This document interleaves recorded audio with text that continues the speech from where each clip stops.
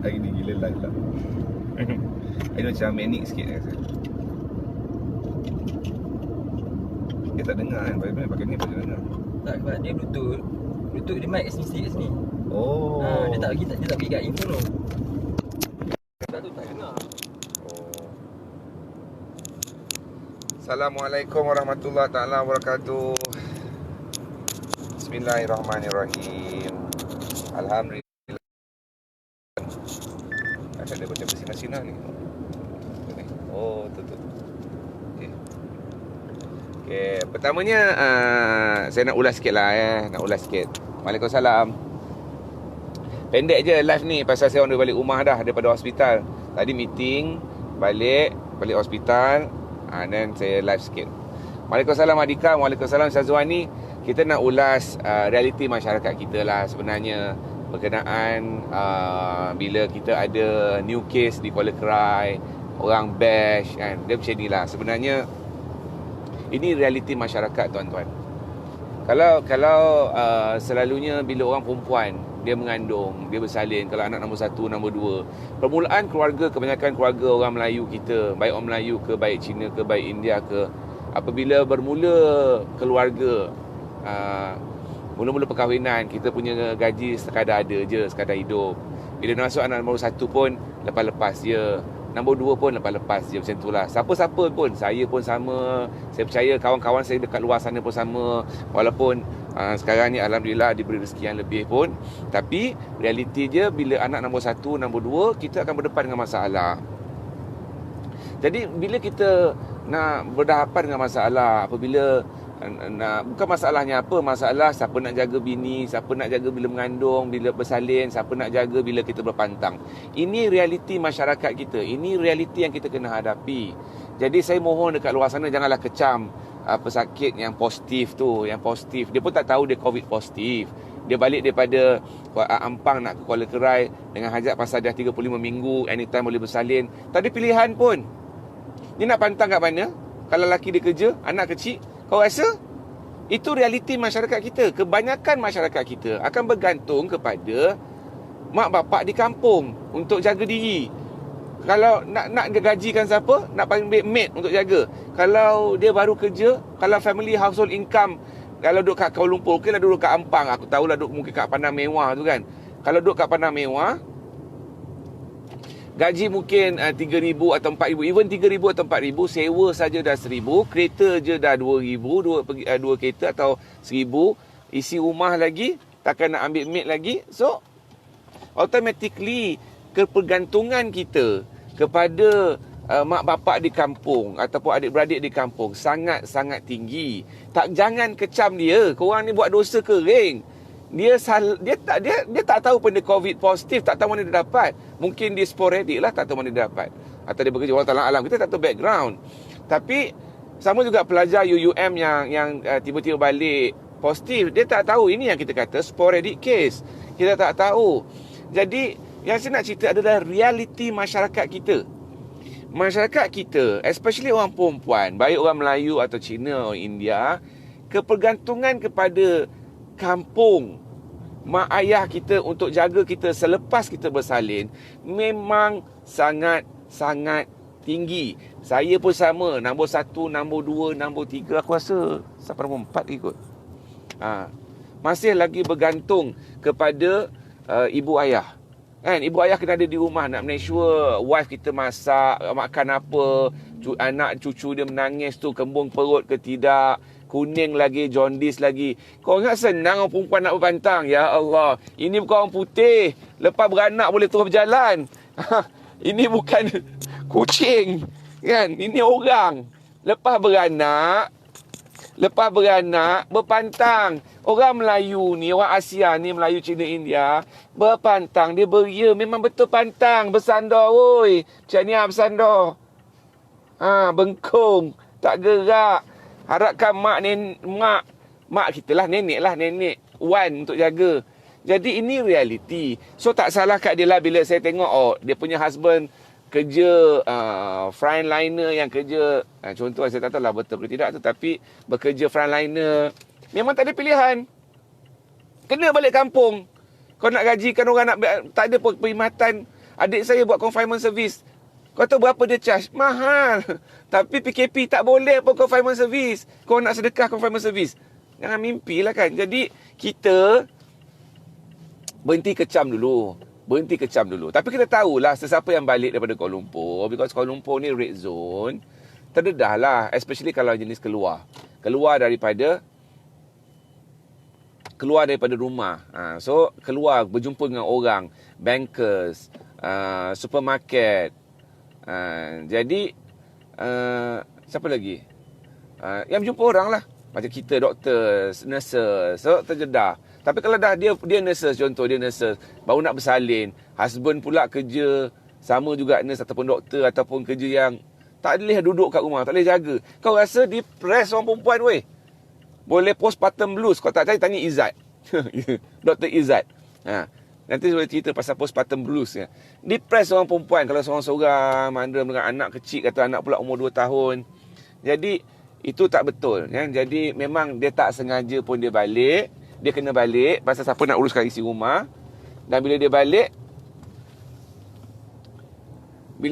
automatically dia terbawa, terkena. Dia pun tak tahu dia terkena. Dia pun tak tahu dia bawa. Itulah kecantikan COVID ni. Kecantikan COVID ni. Dia merebakkan tanpa kita tahu. Dia menjangkiti tanpa kita tahu. Tapi janganlah kita kecam. Orang yang kena tu tak ada pun dia minta kena. Yang penting saya kata apa? Basuh tangan. Korang nak balik raya, aku dah surveykan pun jalan tadi kan? Dah surveykan pun jalan. Betapa kerajaan biarpun kata tak ada rentas, tak boleh ni. Sebenarnya pasal lambat menteri-menteri kita pun nak cucu dia balik juga. Menteri-menteri pun nak cucu balik tengok cucu dia. Jadi kena faham. Memang dia balik untuk bersalin. Dia balik untuk bersalin. Dah halang-halang balik tu menyinggah lah. Itu sifat manusia. Dan nak balik nak bersalin, dia pun tak tahu dia kena COVID. Dia menyinggah lah. Dah tentu orang kampung. Singgah sini, singgah situ. Sifat manusia dah terlepas. Waalaikumsalam Alex, apa khabar? So kena faham. Ini realiti masyarakat. Realiti masyarakat kita, masyarakat yang simple. Bila bersalin, nak balik dekat rumah mak. Atau mak mentua jarang lah. Mak sendirilah selalunya. Dan orang kita pula memang simple. Macam kau tengok Sugu tu. Member saya dah tulis, Dr. Rostam dah tulis. Kesimpulan masyarakat Malaysia tu. Memang itulah realiti masyarakat kita. Senang bersyukur. Apa yang ada itu kita makan. Very few je yang banyak komplain. Very few je yang komplain itu tak sedap. Ini tak ada, itu tak ada. Ini mahal, tu mahal. Very few. Apapun ini ada sifat masyarakat Malaysia ni memang sentiasa mudah, sentiasa mudah bersyukur, sentiasa faham, sentiasa kepergantungan tu satu pada Tuhan, kedua pada mak bapak tu memang tinggi. Itu sifat rakyat Malaysia. Very few je yang anak derhaka. Anak derhaka, tak nak balik rumah mak, nak jaga sendiri. Itu pun kalau dia mampu.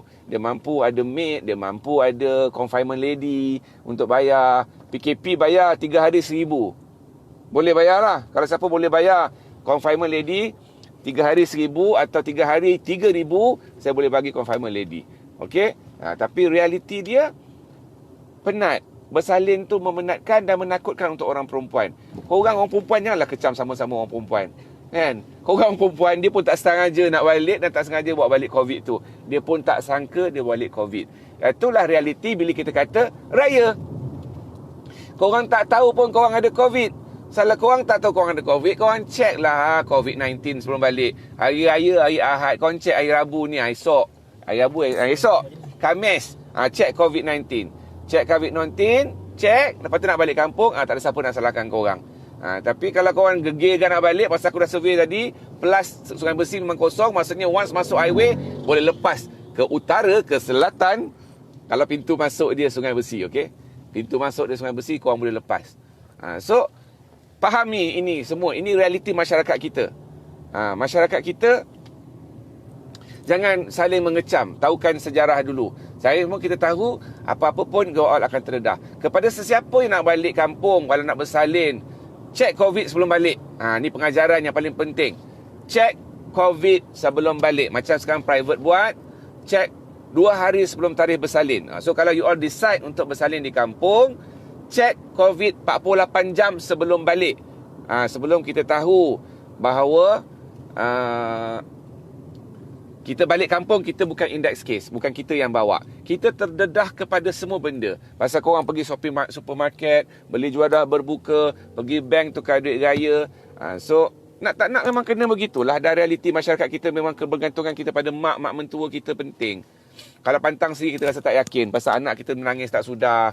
Kan? Pesakit-pesakit saya tahu. Kalau saya mula tazkirah, dia akan menangis. Pasal apa? Dia orang depress. Dia akan depress. Dia akan sedih. Pasal apa? Beban jadi ibu tu besar. Anak menangis. Lepas tu kalau anak sulung tu lagi lah menakutkannya. Anak menangis. Lepas tu susu tak cukup, bengkak. So macam-macam.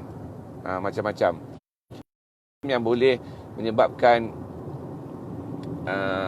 isu. Kita kena faham. Kalau kita kata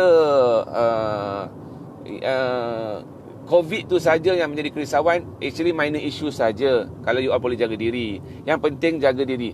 Rasanya pandangan kerajaan korang dah boleh jaga diri dah. Bertanggungjawab pada diri sendiri. That's why dia benarkan rentas daerah. Benar rentas ni tak adalah benarkan korang berair 20 orang. Tapi keluarga aku je dalam rumah 15 orang. Saya je 15 orang. Aku yelah, masuk maid 15 orang. Anak je 10. Ajar 15 orang. Polis nak datang, anak saya semua ni kan. Macam tu. Macam mana nak buat? Kontok lah kan. Jadi ini penting untuk tuan-tuan faham. Jadi jangan kita saling mengecam. Kita kena tahu sejarah diri kita, saudara-saudara kita nak balik kampung tu. Tak ada pilihan pun. Tak ada pilihan. Tak ada jiran nak jaga dia. Jiran yang beranak. Tak ada siapa pun nak jaga. Kan?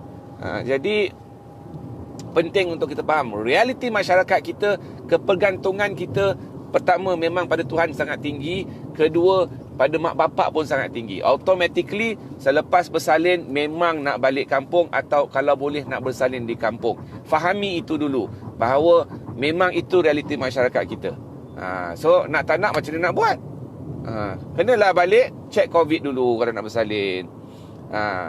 Kau raya Alex, kau boleh datang rumah aku Alex. Kau seorang datang kat gate, aku bagi kau makan kuih kat gate je kalau nak datang. Aku pun on call kan. Jadi contoh, kena faham. Jadi kesian kalau ibu-ibu nak bersalin. Nombor satu, nombor dua masih beban yang besar kepada orang perempuan. Nombor satu, menakutkan.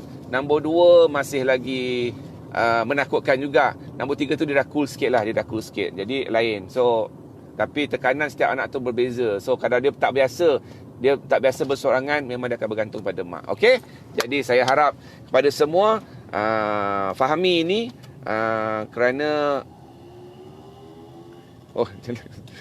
Kerana masyarakat kita memang begitu. Memang begitu.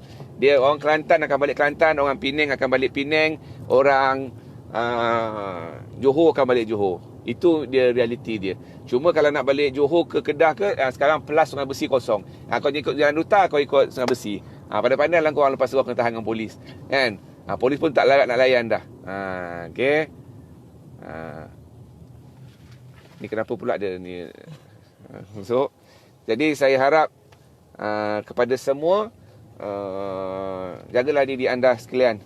Saya pun nak beber pun, aku kesian pula aku tengok kena kecam pula, pandai-pandai balik kampung. Dia tak pandai-pandai balik kampung. Dia tak pandai balik kampung, dia mana balik kampung pasal nak bersalin. 35 minggu mungkin anak nombor 1 beranak sendiri. Atau beranak 36, mungkin 37 dia nak balik cepat. Ya Puan Raihana, tak semua orang berani berpantang sendiri. Ada orang berani pantang sendiri. 90% pengalaman saya, 90% orang perempuan berpantang bergantung kepada mak ayah. Bukan ayah lah, ayah tak ada. Bergantung pada mak. Maksudnya kepada bergantung kepada wan lah, kepada nenek lah, bergantung. Orang perempuan majoriti 90% lah, berdasarkan pengalaman saya. Nombor 1 especially, nombor 1, nombor 2, kalau young parents memang akan bergantung kepada wan ataupun nenek untuk tolong. Pasal orang lelaki hanya cuti 7 hari atau 3 hari. Jadi you all tak ada pilihan. Memang itulah sebenarnya yang akan berlaku pada orang perempuan. Oi Nazirah, kau dah tentu tak ada Nazirah Nazirah lain. Nazirah kuat. Alex, kau memang tak pantang Alex. Aku buat lokum lagi dulu masa mini pantang. Jadi so kalau yang pantang sendiri tu alhamdulillah. Tapi tak semua orang perempuan berani pantang sendiri ni.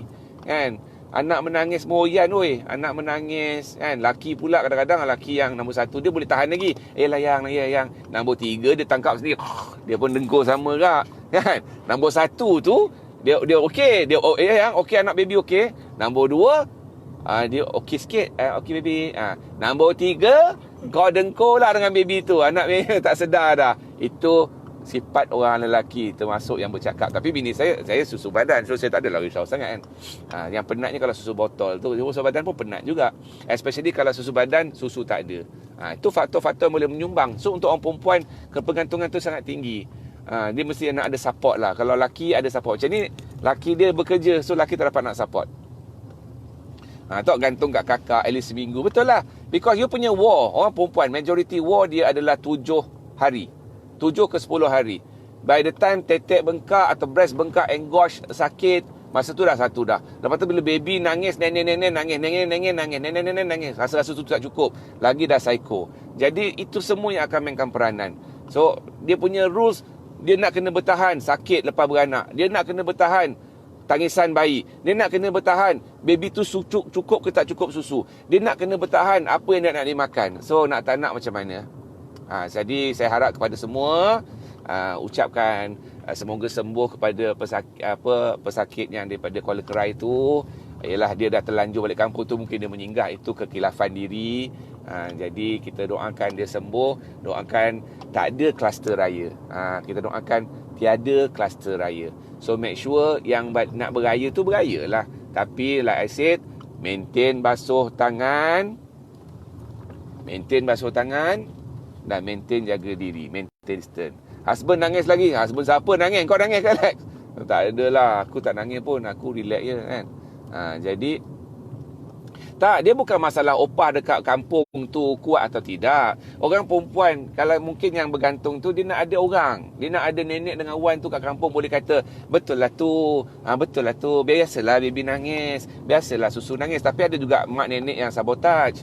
Mak nenek tak cukup susu tu, kau bagi je lah botol. Ada juga macam tu. Tapi sebenarnya kebanyakannya perlukan kata-kata positif. Orang perempuan ni naik pangkat daripada seorang isteri. Mula-mula dia naik pangkat. Saya cakap dengan pasien saya, mula-mula dia daripada anak dara, dia naik pangkat, dia jadi isteri.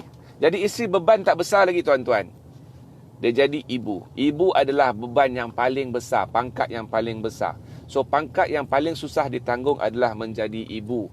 Pasal masa itulah syurga di bawah tapak kaki. Kau ingat, senang syurga bawah tapak kaki ibu? Tak senang. Syurga bawah tapak kaki ibu, maksudnya emosi menanggung syurga bawah tapak kaki, automatically beban dia besar. So dia nak kena jaga anak tu, emosi berkongsi, jaga anak tu sangat-sangat susah. Jadi fahami itu. Tak senang. Bagi orang lelaki, daripada anak bujang jadi suami tak susah. Jadi suami susah, jadi bapak senang. Pasal tu kau tengok lelaki kau boleh tidur tak kala anak dia menangis kan. Tapi jadi suami susah, pasal dia nak kontrol isi rumah, nak kontrol, nak cari rezeki, macam-macam lah. Tanggungjawab orang sebagai suami tu besar. Tapi jadi ibu memang susah, sangat-sangat susah sangat. Jadi pasal tu penting untuk kita support orang perempuan. Tentu dekat overseas cuti jadi ibu 6 bulan pasal burden jadi orang perempuan. Kita doalah kerajaan baru bagi cuti 6 bulan. Orang perempuan ni memang dia nak kena luah perasaan je. Dia nak kena nenek ke ataupun wan ke. Betul tu. Betul dah tu, tukar pampers tu. Betul dah tu. Biasalah budak nangis. Dia nak dengar tu je. So kalau jadi nenek pun stres, tak tahulah tu.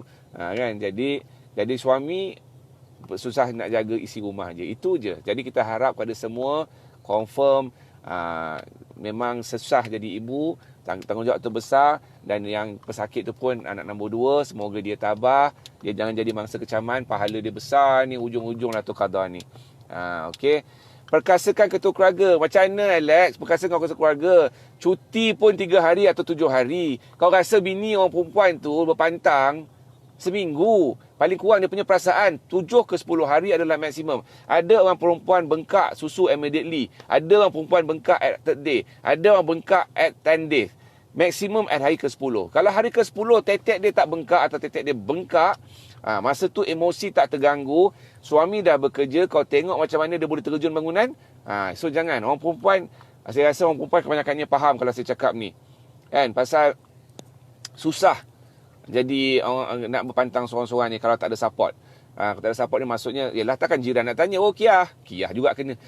Okey tak kau mengandung? Contohnya, tak ada dia. So yang penting adalah keluarga. Bila orang kita pula nak mengadu pada orang luar, dia rasa macam kita ni tak reti jaga anak. Orang perempuan ada perasaan macam ni. Kalau mengadukan macam tak reti jaga anak pula, macam over pula. Orang kita kan, orang Melayu kita begitu. So memang saya tahu perasaan begitu. So nak cakap kan lebih, nak luahkan cakap tak reti, nak cakap baby nangis ngadukan kata tak reti jaga anak. Jadi itu perasaan-perasaan yang selalu timbul pada orang perempuan. Harap saya sampaikan benda yang betul lah ya. Kalau saya salah tu, maafkan saya wahai wanita di luar sana. Jadi dah pukul 6 suku, saya dah sampai dekat rumah sebelum aku kena membebel dengan tak adalah. Okey je. Jadi saya harap kepada semua selamat berbuka puasa. Jaga diri anda. Sayangi diri anda. Nak balik kampung, make sure semuanya sihat walafiat. Nak entah desa, entah daerah, terpulang pada korang. Alex, kau dah ada je lah Alex. Nanti kau tahu rumah aku bagi kau takbir dekat gate.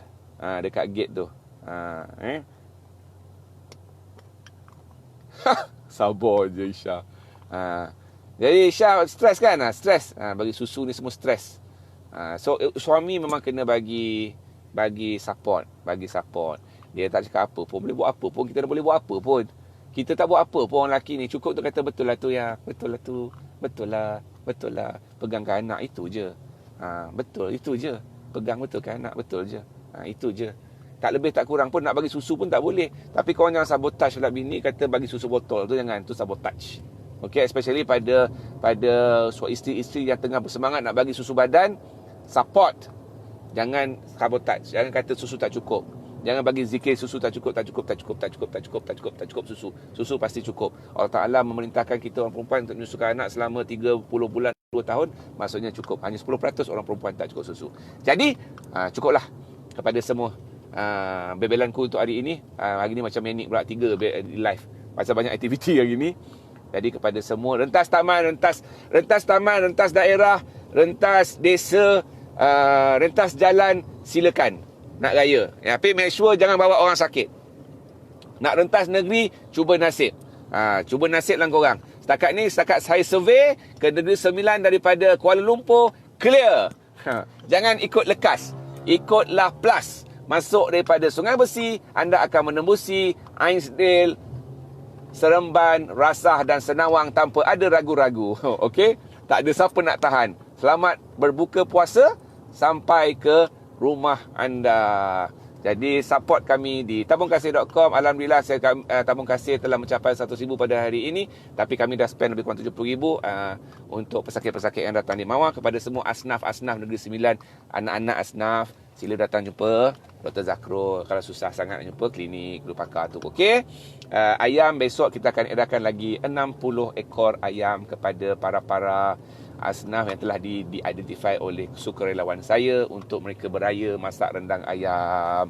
Okey, kepada semua saya doakan kalian teruskan mengaji, teruskan berkiam pada malam ini, malam terakhir. Kepada semua, Assalamualaikum warahmatullahi taala wabarakatuh.